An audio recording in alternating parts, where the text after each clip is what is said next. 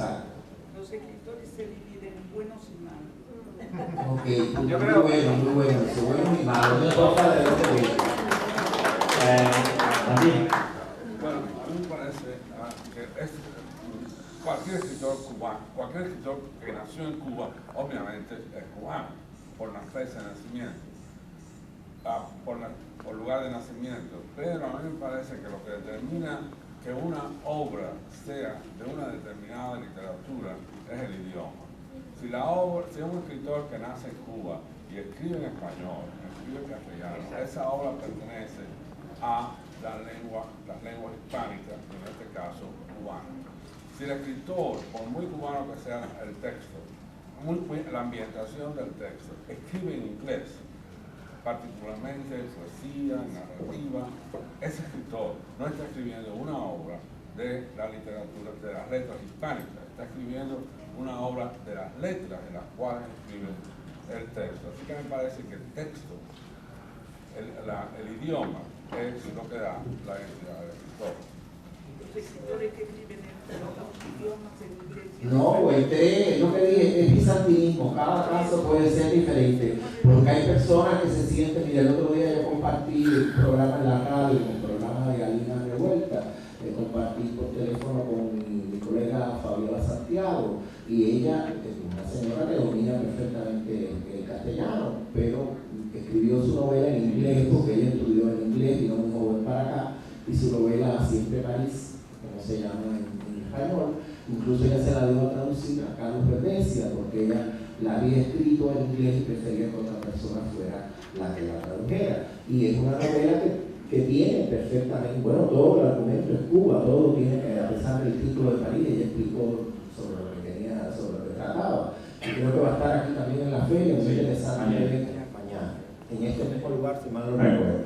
Entonces, ella explicó que ella la escribió en inglés porque se siente más cómoda en inglés, estudió aquí, a pesar de que nació en Cuba, escribe también a veces en español y vino para acá muy joven. Entonces la temática, yo no sé, yo realmente en eso soy muy flexible, porque si está escrita en inglés pero se desarrolla en Cuba, pues pertenece también al acervo cubano. ¿Cuántos libros no han escrito los americanos, los franceses, los alemanes, los rusos sobre Cuba, en su idioma?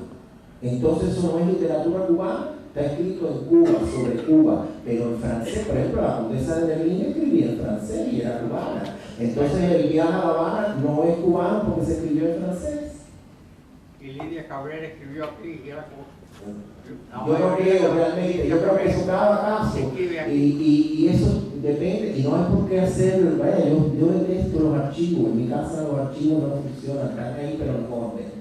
Y entonces yo creo que sinceramente puede haber alguien que escribe en inglés y hace literatura mexicana aquí en Estados Unidos, o puede escribir en francés, qué sé yo, depende de la temática, de las raíces que tenga la novela.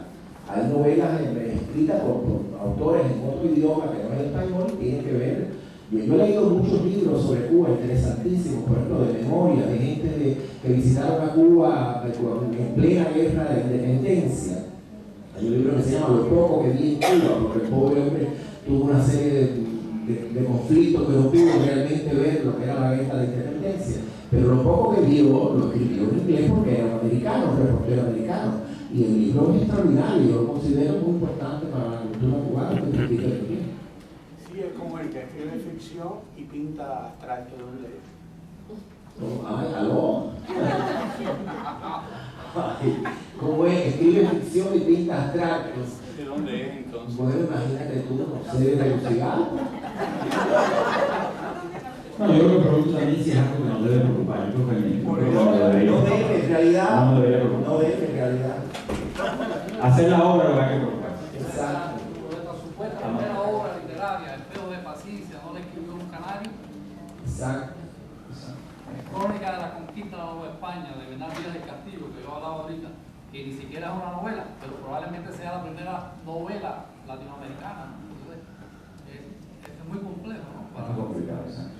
Lo que en esencia es eso, es que la obra, que se haga la obra, y después que se encarguen que sea de calidad, y después que se encarguen los académicos de colocarla en de clasificar. Pasa en la novela y pasa en el teatro. Es decir, lo que se puede decir del cuento se puede decir de todos los géneros literarios. Y recuerden que muchos cubanos han escrito, muchos fuera de aquí y son cubanos. Y uno de ellos escribió en francés, Augusto de Armas, que escribió unas magníficas rimas bizantinas que las escribe en París. En estos mismos momentos tenemos personas en París, como Navarrete y otros más, que están escribiendo y siguen siendo cubanos. La cubanía la tenemos dentro y no nos podemos sacar, la tenemos nosotros dentro. Eduardo Manet imposible escribe en francés. Eduardo Manet en francés, creo que yo creo que hay un poco de misterio divino en esto, ¿no? Me parece que a veces las definiciones, como se trata de ser tan taxativas, se escapan a la magia de lo subjetivo del arte. Hay un filo que no llega a definirse en un estudio para llamar querido juego del objetivo, ¿no? Que hay un sentimiento que define quién es que está escribiendo, aunque se publique Cecilia Valdés en New York. Creo que no es tan matemáticamente definible gracias al arte mismo. Exacto. La literatura de Martí, casi todo lo que escribió Martí lo escribió fuera de Cuba. Lo que es más cubano. Y escribió mucho en inglés.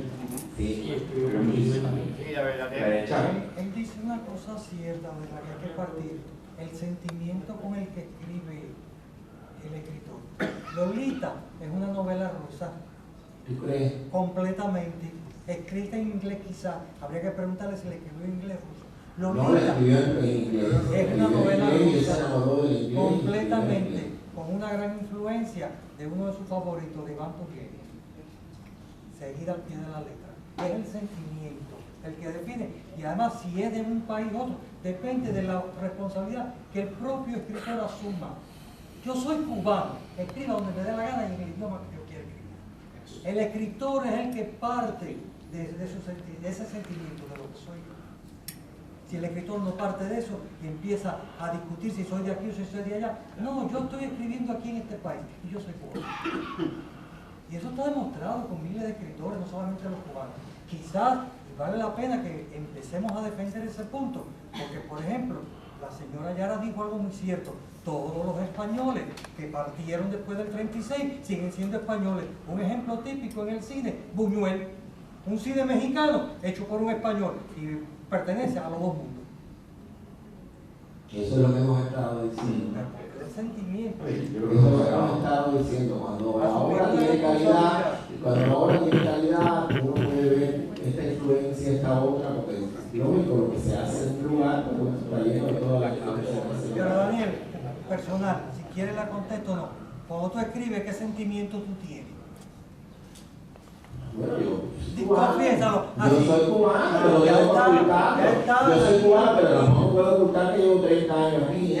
No, yo no soy el mismo cubano que se fue de Cuba. Pero el sentimiento te queda. Vamos a aclarar. Yo vaya y además yo descubrí cuando llegué aquí que ya yo tenía muchas cosas de americano, porque uno de los grandes poetas y uno de los grandes momentos de mi vida es cuando yo leía a Walt Whitman.